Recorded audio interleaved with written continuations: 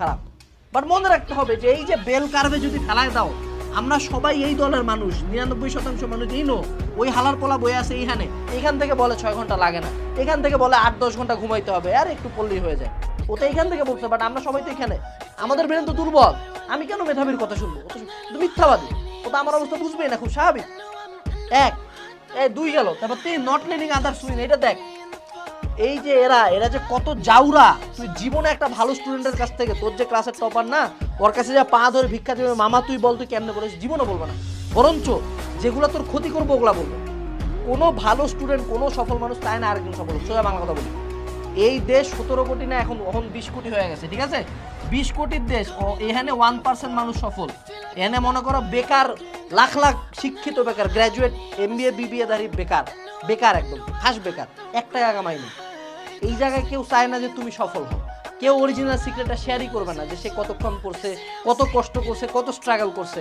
ও চাই না তুই ভালো কর, লাগে না তো, হবে না। আর টাকা দিয়ে কি করবি? এদের ন্যারেটিভকে টাকা দিয়ে কি করবি? আরে রেজাল্ট দিয়ে কি করবি? আরে হারামজাদা, তোরই তো টাকা আছে, তোরই তো রেজাল্ট আছে, তা আমার হলে তোর সমস্যাটা কোথায়? তোরা তো ফাটতেছে কেন আমাকে বলতে? না বলবে, তুই দেখ জীবনে কোনো কোটিপতিকে বলতে শুনছিস টাকা লাগে না?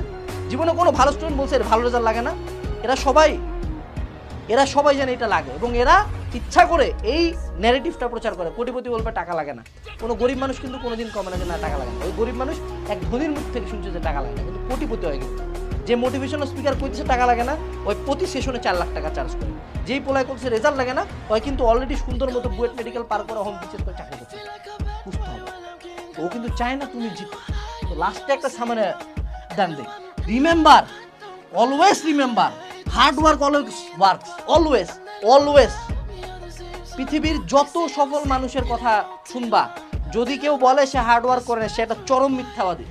হয়তোবা তার কোনো এক্সট্রা কোনো বিষয় আছে, সে হয়তোবা এক্সেপশন। এই যে একটা ব্যাপার, এক্সেপশন। যখন তুমি ইলন মাস্কের কথা শুনতেছো, ইলন মাস্কের বাপ ছিল সাউথ আফ্রিকার একটা ডায়মন্ড মাইনের ওনার, হীরার খনির মালিক। ওর মা ছিল সুপার মডেল, বুঝ। তখন ইলন মাস্ককে দেখলে হবে না। মানে আমাদের দেশে শেখ আকিজউদ্দিন ফল বেচতো, পুরান ঢাকা ফল বেচে এখন আকিজ গ্রুপ অফ ইন্ডাস্ট্রিজ বানাইছে, তার পরবর্তী 10 বংশ খাবে।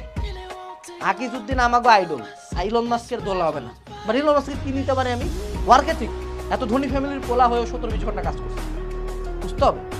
এবং যত যে বলুক, যত ভালো স্টুডেন্টে বলুক পড়া লাগে না এতক্ষণ, বিশ্বাস করবা না। তোমার যদি 3 ঘন্টা না হয় 5 ঘন্টা পড়ো, তোমার যদি 5 ঘন্টা না হয় 7 ঘন্টা পড়ো। অলওয়েজ এফোর্ট বাড়াও। মনে রাখবে এটা 20 কোটি 17 কোটির একটা থার্ড ওয়ার্ল্ড কান্ট্রি, ফকিন্নিগো দেশ। ওয়েস্টার্ন কান্ট্রিতে গেলে এই দেশের নামও কেউ জানে না, কেউ শোধেও না এই দেশকে। এই দেশের মানুষজনের কথা ধরবা না, তুমি পরিশ্রম করবা।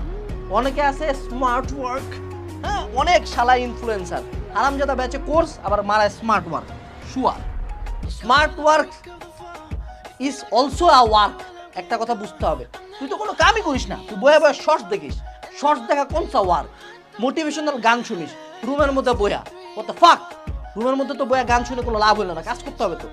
স্মার্ট ওয়ার্ক যারা বলে যে স্মার্ট ওয়ার্ক করতে হবে, কিন্তু বুঝতেছে না যে যেই জেনারেশনের সাথে কথা বলতেছে ওই জীবনে দিনের 8 ঘন্টা শুধু ফোনই চালায়। হ্যাঁ রে, তুই স্মার্ট ওয়ার্ক কি বললো বুঝাচ্ছিস তুই? আমি বলবো ফেলা স্মার্ট ওয়ার্ক, পর বেটা পর, কাম কর, তোরা জিমে যা। এটা তোদের জন্য ওয়ার্ক। লাস্টে আসি, ডোন্ট বি আ স্নোফ্লেক।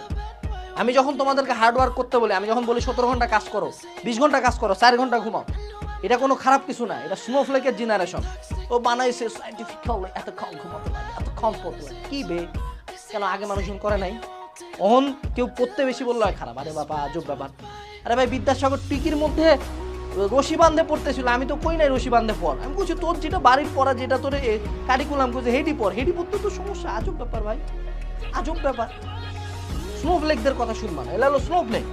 এলা হলো বরফের ছোট স্নোফ্লেক, মানে ওই যে বিদেশে আকাশ থেকে বরফ পড়ে ছোট ছোট টুকরা পাউডারের মতো, এটি হাতে ধরলে গলে যায়। তো এলা হলো স্নোফ্লেক, কোনো চাপ নিতে পারে না। Don't be a snowflake.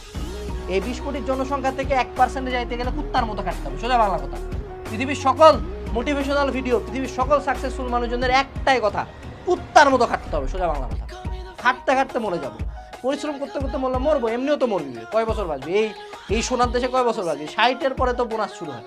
60 পর্যন্ত বাঁচলে আল্লাহর কাছে আলহামদুলিল্লাহ, ওটা বাপরে বাপ, মেলা দিন বাঁচে গেছি। এই দেশে বয়সী 60, যে ভিডিও দেখতেছে মেজরিটি হলো 20 আপ মানুষজন, জীবনে আছে আর 40 বছর। মরার পরে কি হবে, হিসাব হবে, মেলা শাস্তি আছে। ওই জীবনটা এমনিও সুখের না, মানে হিসাব দিতে দিতে সৃষ্টিকর্তার কাছে জীবন শেষ। 40 বছরে কাম করে যাতে ওই সর্বশেষ আজীবনের বয়সটাতে যা বলতে পারে আল্লাহ আমি অনেক কিছু করে আসছি। Best of luck, tata. এই মিথ্যাবাদীদের কথা শুনবা না, ওকে।